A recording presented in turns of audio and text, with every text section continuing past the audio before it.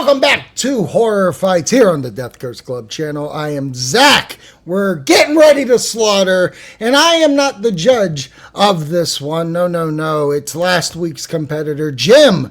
Jim gets to be the judge of this spooktacular event that we are doing, which is Evil Dead themed. I'm excited about getting into this. Mr. Wonderful Nick Pearl over there. How are you? Hey, everybody. Groovy. Jim. Yes, I got it. You are the law. Fucking little Judge Dredd action. I'm into it. So if you're new to this is how it's going to go. It is, we get a topic, we announce our movie, show, location, whatever, and we give our opening statements. Then our competitors will have 45-second rebuttals, then a 20-second rebuttal. So just stick with us. Let's see how this goes. I'm excited. I hope you're excited. We'll see what goes down. Okay, I love that last episode, by the way. I did round one. Never put any other round on any of those, but that's okay. You know why? Editing. Editing is a friend.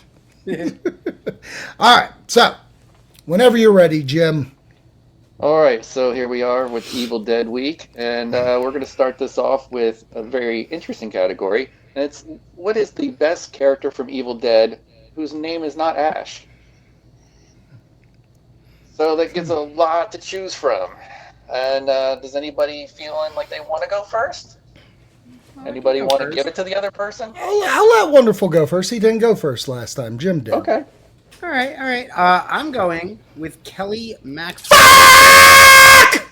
This is why I wanted to go first, because I knew I was going to get screwed if I went second, like I always do. That's okay. I got one. Yeah. Thankfully, because I didn't have a backup. But I think Kelly is, she's the epitome of kind of really what Ash was, but just in the newer version of it, where she dealt with so much trauma. The demons tried utilizing that family trauma as well, which turned her into somebody that was kind of like this, what the hell's happening? Very kind of one note to this badass character that's willing to dive headfirst into it and is like, screw it, man. We got to take out demons. We got to take out Ruby. We got to go back in time, forward in time. It don't matter. Let's get it done. We got to die and do it in the afterlife and come back. Let's go. And that's really kind of the same trajectory that Ash has taken throughout, where it was like, So then he's like, damn it, let's go do this thing. But Kelly's more gung-ho about it. She's more excited to go do it. So, yeah, we'll get more into it. But Kelly, baby, she my gal. I'm into it. That's our pick. And then what's going to be your pick? It's not going to be Kelly. It isn't going to be Kelly. And I had to think of something about the Evil Dead series that really connects to me, and something that had connected to me for years and years and years of this entire franchise. Because when you look at all the other characters, they're really side characters. And I think there's one side character, for me at least, that stuck out so much so I always had to put this track on when I listened to the music. And I am choosing Evil Eddie from Evil Dead the Musical. All right. You know what's... Well, never mind. I'm not going to say it right now, but okay.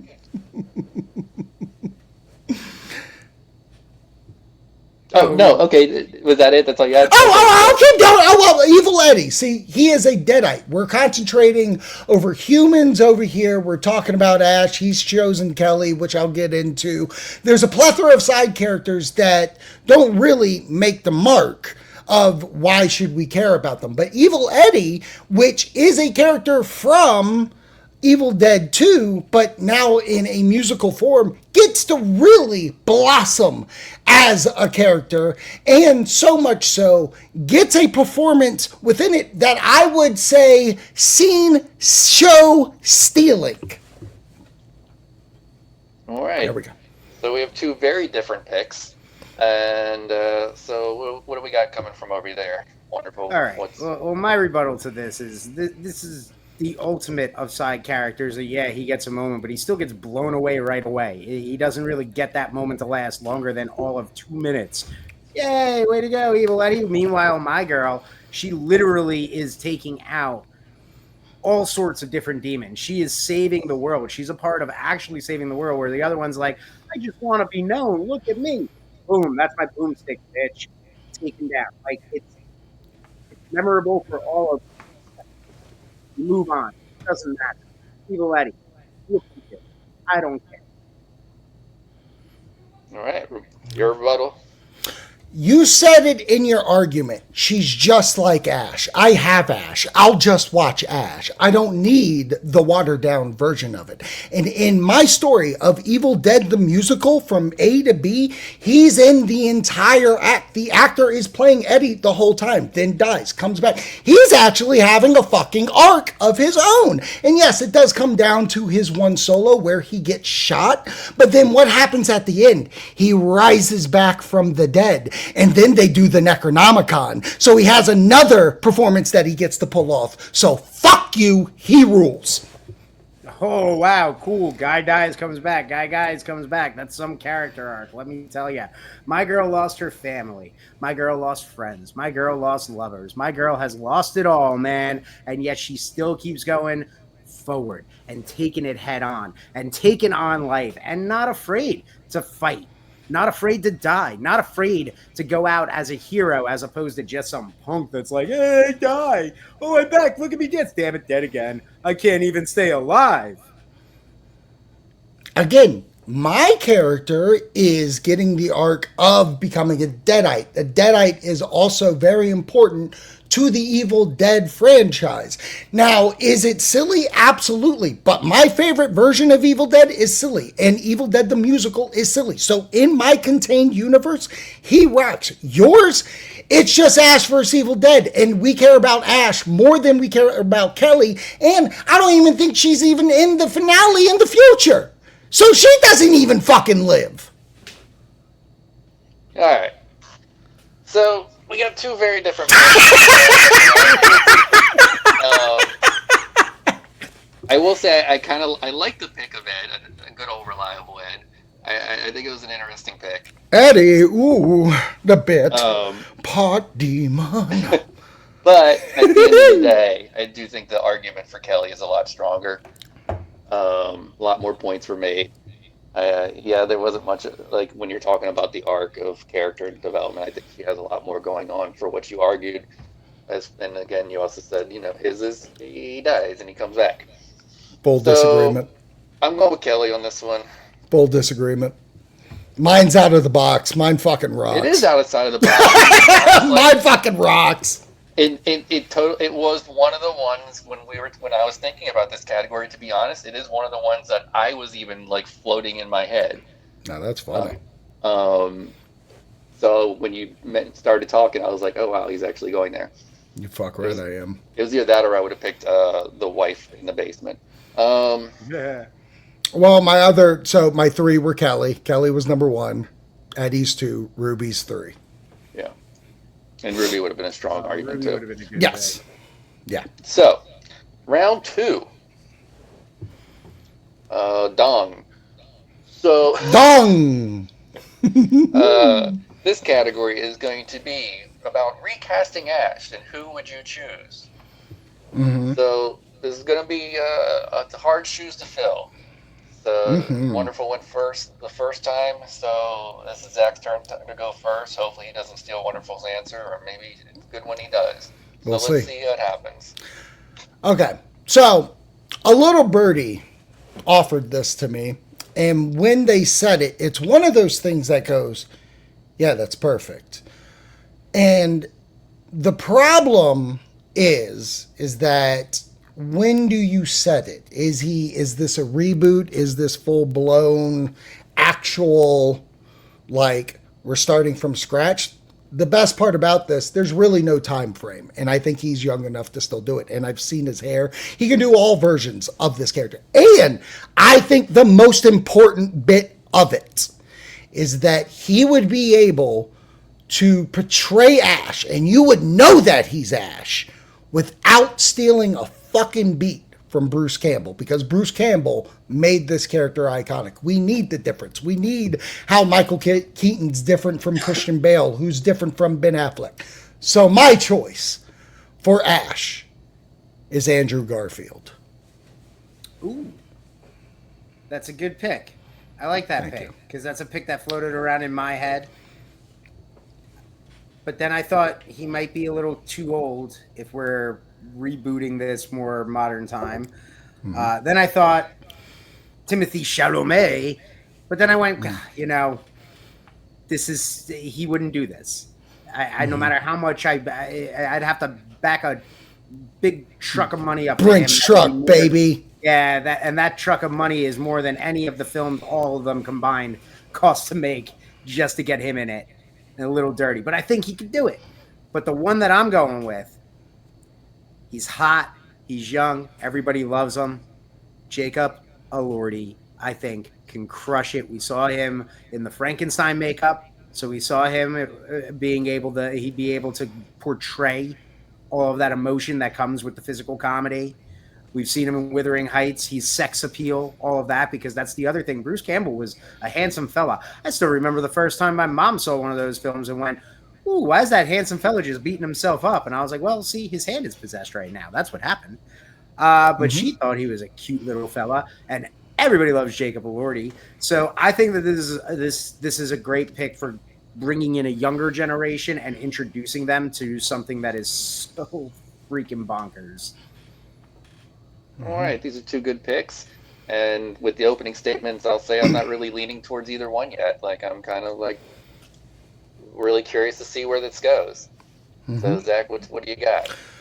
So for me, Andrew Garfield is almost like an everyday man. He can play someone that you can relate to. I don't feel Jacob Elordi is someone that I can relate to. Yes, he is stunning.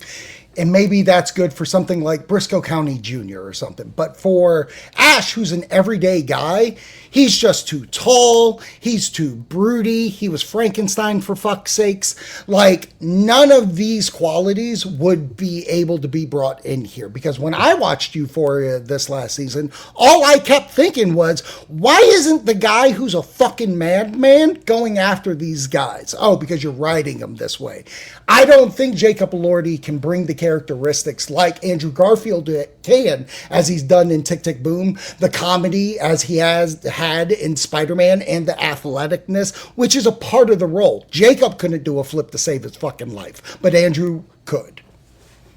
You know, you say that, but Andrew, again, as I mentioned, he's getting really old. He's up there in age. Can he actually do a flip now? How long until he injures himself? You say that my boy here can't handle it. He carried the Kissing Booth franchise through and through, and that provides comedy as well. And slapstick, yeah, it's there. So you want to go for it? We can go for it. That's fine. Great. Euphoria, whatever. He was written poorly. Euphoria, the final season, was written like dick to begin with anyway, and not the good type of dick that they were doing before that. Your guy is just, he's too Spider-Man. He's not really everyday man to me as well.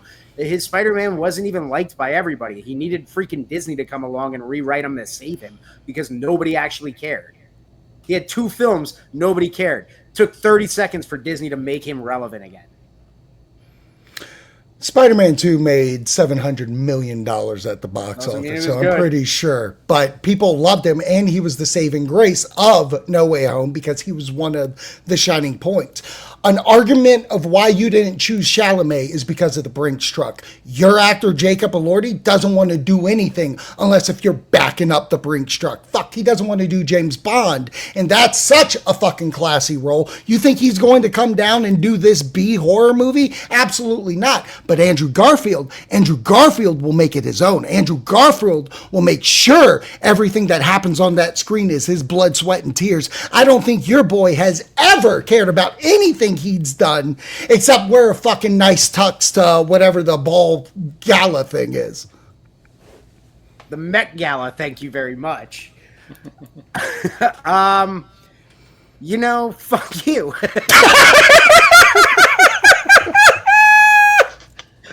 He played a great Elvis, all right? Wuthering Heights, he was very endearing in that. You want to talk about everyman, that's exactly what he was in that film. So, you know, he can portray that as well. You want to talk about a Brinks truck as well? Let's be real, Andrew Garfield isn't doing this for actor's minimum wage in SAG and donating his salary. No, he's going to get paid as well, just like he got paid to be in Spider-Man, just like all of that. And you say $700 million?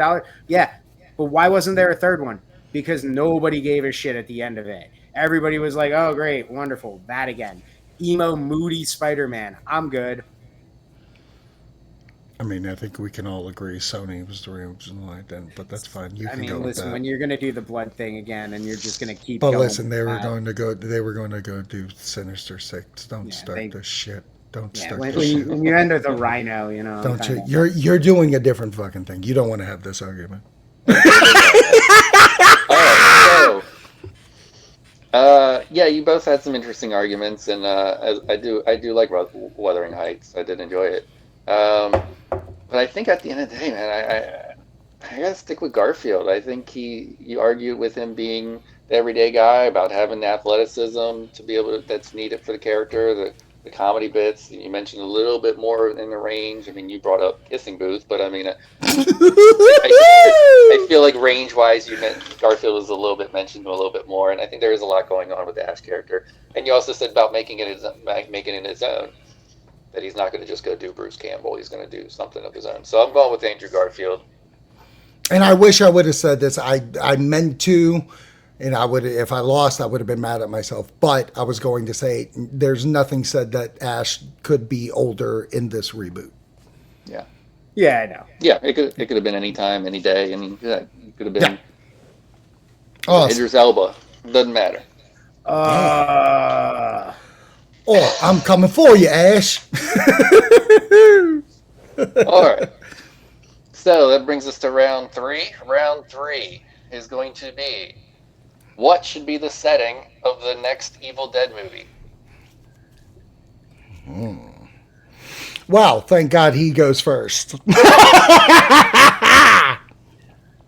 I'm going with December 31st, 1999. Y2K as the setting. A bunch of friends that ran off into the woods, worried about the nuclear holocaust that was coming and what was going to happen when the clock struck midnight. So they took off to a cabin in the woods. Little did they know, they actually were walking into a much worse situation than what was going to actually happen at midnight, because nothing happened. But to them, they found a little book, they did a little reading, and then really Dead by Dawn, you know, kind of that old chestnut. Awesome. All right, and what do you got over there? To be quite honest, I mean, we have already seen medieval time. We've seen the 80s. We've seen today. We've gone through periods that we've lived. I think on our show, we've talked this a bunch, and I'm just going to stick fucking with it. We got to go to space with this Bad Mammy Jammy. And I think the way that you can go into space, especially incorporating the rest of the franchises, specifically Ash's franchise, is like, you know, we're in a Mad Max situation with this book, but what if they came up with an idea of getting rid of this book, sending it to another planet, but the only way that we can do that is actually getting a crew to go do that. So it's Project Hail Mary while fucking delivering a book. And I think going through a spaceship and dealing with that, I think that's an interesting concept that a lot of people love. They love the be afraid in space. Alien did it well, so let's do it here. All right. Again, two very different choices. No one chose Amity Island and having to deal with them, but that's okay. God, I should have chose beach. Yeah, God damn it! God damn it! I should have done beach house. All right. So wonderful. What's your rebuttal on this? All right, my rebuttal on this is you go to space when the franchise is dead or about to die, and the Evil Dead is not going to do that. It is thriving. It doesn't need space to be scary. Space is where you go when you're like, what the hell do we do with the leprechaun? Well, let's go to space. We overshot. What are you going to do next? You're going to go to the hood, and then you're going to go back to the hood? Like, come on. With mine, you're setting it at a specific time where you can play with the whole millennial aspect. The demons coming in at the start of the new millennial. If you don't stop them by the start of the new millennial, it could be the end of the world. So you've got so many different avenues to go down, where in space, you're just ripping off Alien and everybody else that's done it after you, and you're never going to be as good as Jason.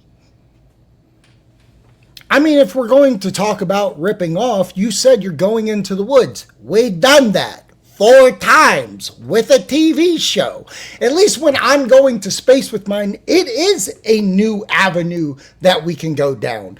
And I'm not saying Evil Dead's done or anything like that, but why not go to a place this thing hasn't gone to yet? Why not use instruments like how the new trailer shows with the dishwasher scene? Okay, that'd be cool. Let's do that with circuit boards, you know? Fucking, we'll use it with shuttles. We'll go outside the exterior. What will a Deadite look like when they don't put an oxygen fucking mask on and they're just bleeding out their face while they're trying to kill you? There are plenty of avenues to go down, and you said it right there. Jason X is great, so why can't Evil Dead just be even better? Because it's not a franchise. Like, what the hell would demons have to deal with space? Why are you sending a crew to another planet? Wouldn't you just shoot the thing into the sun if you really wanted to get rid of it? Wouldn't you just do what we do with trash now to begin with? Just fire it off? Give it the old beam it off past the moon? You don't need to we don't need a Project Hail Mary to take it somewhere else. You just need to get it out of the orbit. That's all you got to do. How do you know that's not a concept that happens in the movie that they try to send it into the fucking sun and then Nuclear Man shows up and he makes shit worse? We can add that into this, and that's like, oh no, we have to get rid of this because it is destroying this planet. That's a part of the kookiness of the Evil Dead franchise, is that it's so bonkers and none of it makes sense. The most obscene shit should make sense. And I think this franchise thrives best when it's having fun and it's dark and scary, and you can incorporate all those elements in a spaceship going to another planet. Because fuck, what if they find an alien? I want to see an alien dead-eyed. I want to see these things. Give me something new. You're just regurgitating shit and putting fucking jinkos on them. Why fix what isn't broken with something that you go to when your fucking franchise is on life support? Because you're so desperate to do something new. Nobody's asking for anything new. We're just asking for creative, imaginative ways to tell a story about fucking up with a group of friends by reading a book. That's all it is. It doesn't need to be anything crazy. You isolate them to one area. They read the book. But why are you doing it in space? There's no need to go to space when your existential threat is still right here on Earth. You're still saving the planet. And if you incorporate the new millennial, it incorporates all those anxiety and fears that we fucking all had back then as well. So now you're incorporating the fact that as we enter a new millennial, you could be unleashing hell on Earth. But you're acting like there's a message through all these movies that this has always existed. 80, first movie, 87, the second movie, 93, 2010, they were all separated. And now we're getting into the realm where all these movies are coming back to back to back. And you don't think someone's going to go, wow, all these movies are pretty much the fucking same. I should stop seeing these. So why not put a new setting on this thing and go, this is different? Well, they have put a new setting on it. They moved it to an apartment complex. But you're putting it back in the woods. Ash vs. Evil Dead was all over the place. It was a global fucking... And it's canceled! Alright, so...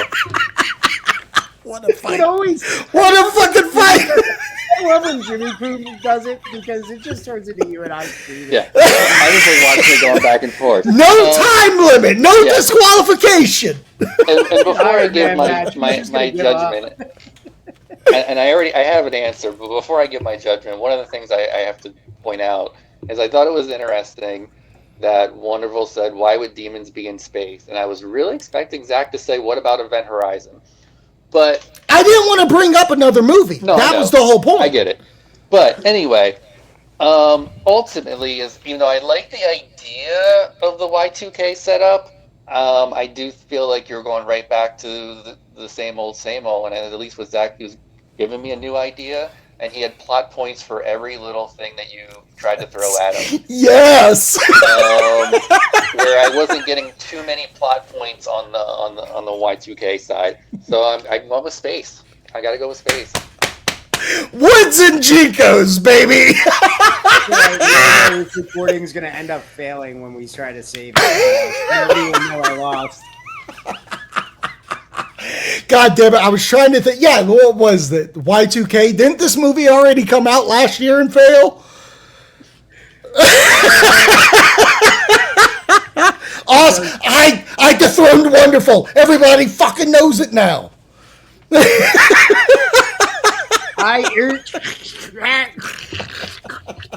Yeah, I got to make sure I don't get rid of this fucking one. Jesus Christ. Woo!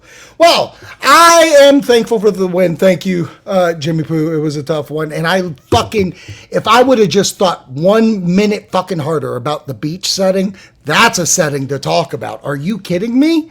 Are you kidding? Fucking starfishes going into the body and shit? Like fucking a deadite just taking an eel, shoving it down your throat. There's plenty of beach shit we could do. Oh, yeah. I love it. Wonderful. Plug what you want. I'm good. I'm just trying to wrap my head around how your brain was instantly right there. You're like, starfish in the asshole exploding? Yeah. That's how horror works, baby.